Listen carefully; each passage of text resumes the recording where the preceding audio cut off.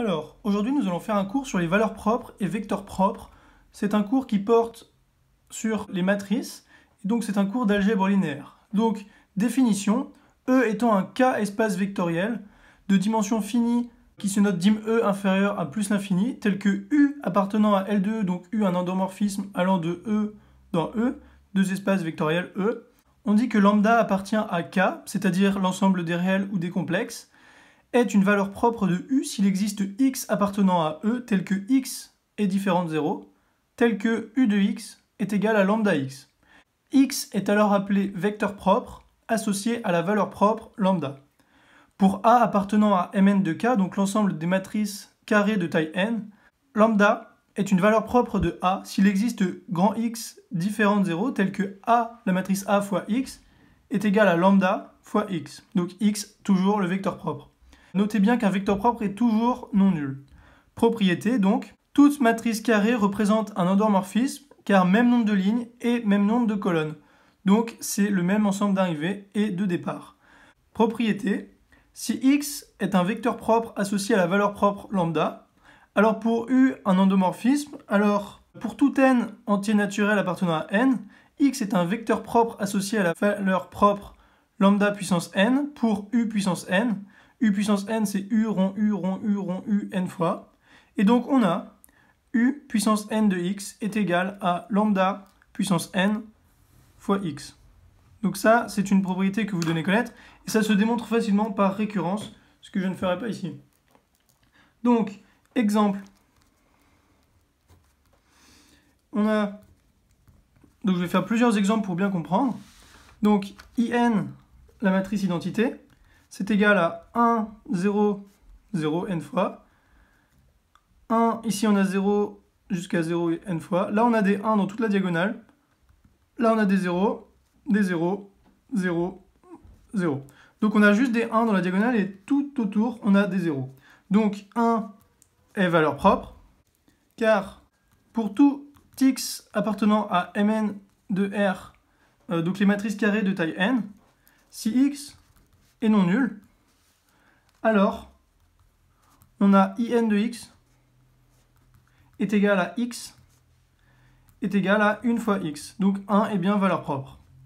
Deuxième exemple, soit A est égal à 1, 0, 0, 0, 2, 0, 1, 2, 3.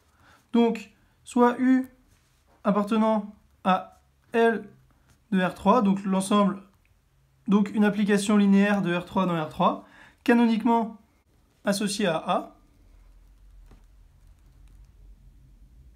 Donc, en notant B, la base B, égale E1, E2, E3, la base canonique de R3. La base canonique de R3, c'est le premier vecteur E1, il est 1, 0, 0, le deuxième 0, 1, 0 et le troisième 0, 0, 1. Donc la base canonique de R3. On a alors U de E1 est égal à 1 fois E1. Ici, on a 1 fois E1. 0 fois E2, 0 fois E3. Et on a U de E2 est égal à 2E2. Ici, vous voyez bien qu'on a 0 fois E1, 2 fois E2, 0 fois E3. Et ici, on a 1 fois E1, 2 fois E2, 3 fois E3, mais on s'en fiche ici. Donc, cela montre que 1 appartient à spectre de A, et 2 également, puisque ces coefficients peuvent s'écrire en fonction de vecteurs de la base canonique dans cette matrice A. Troisième exemple maintenant. Donc on a A est égal à pi, pi, pi, pi au carré, pi au carré, pi au carré, et pi au cube, pi au cube, et pi au cube. Donc on a clairement rang de A est égal à 1. Donc ça, si vous ne comprenez pas pourquoi, je vous renvoie à une autre vidéo, mais c'est simplement parce qu'on a les trois colonnes qui sont linéairement dépendantes. On a ici la deuxième qui est égale à pi fois la première, et la troisième qui est égale à pi au carré fois la première. Donc on a bien rang de A égale 1. Donc en notant U appartenant à L de R3, l'endomorphisme canoniquement associé à A, alors d'après le théorème du rang, on a la dimension de ker A qui est égal à 2, puisque la dimension de l'image ici, c'est égal à 1, dimension de l'image de A, hein, je vous rappelle que le rang, c'est la dimension de l'image. Et donc, d'après le théorème du rang, étant donné qu'on est dans un espace de dimension 3, puisque c'est R3, eh bien, on a 3 moins le rang, c'est-à-dire la dimension de l'image, est égal à 3 moins 1. Donc, la dimension du noyau est égale à 2. Et donc, comme ker U est différent de 0, puisque sa dimension est nulle, alors il existe x différent de 0, tel que u de x est égal à 0 fois x est égal à 0, avec 0 valeur propre. Donc cela permet d'affirmer que, par exemple, 0 est une valeur propre ici, puisque ça c'est une condition qui permet de voir si 0 appartient au spectre de A ou non. Et ici, on voit qu'il appartient. En effet, pourquoi? Parce qu'il existe une propriété qui dit que soit U appartenant à L de R3, tel que lambda appartient au spectre de U, si et seulement si U moins lambda E, donc E c'est l'endomorphisme identité, est non injectif.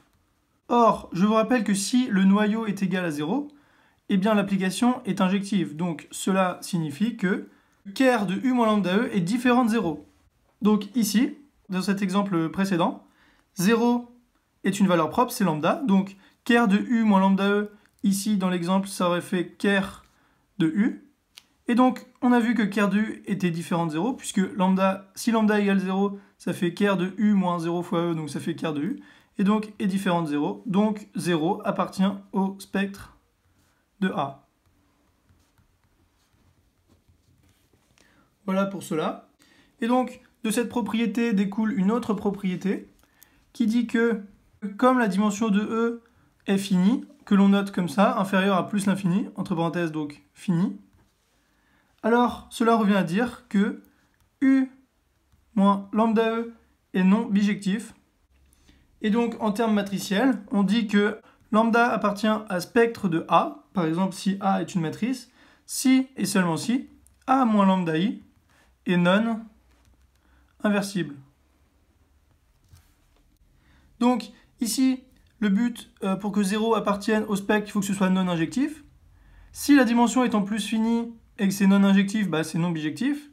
Et donc non bijectif, c'est la condition pour trouver une valeur propre lambda, et pareil en termes matriciels. Et en termes matriciels, on ne parle pas de bijection, on parle d'inversion, on parle d'inversibilité. Donc ici, la matrice A n'est pas inversible.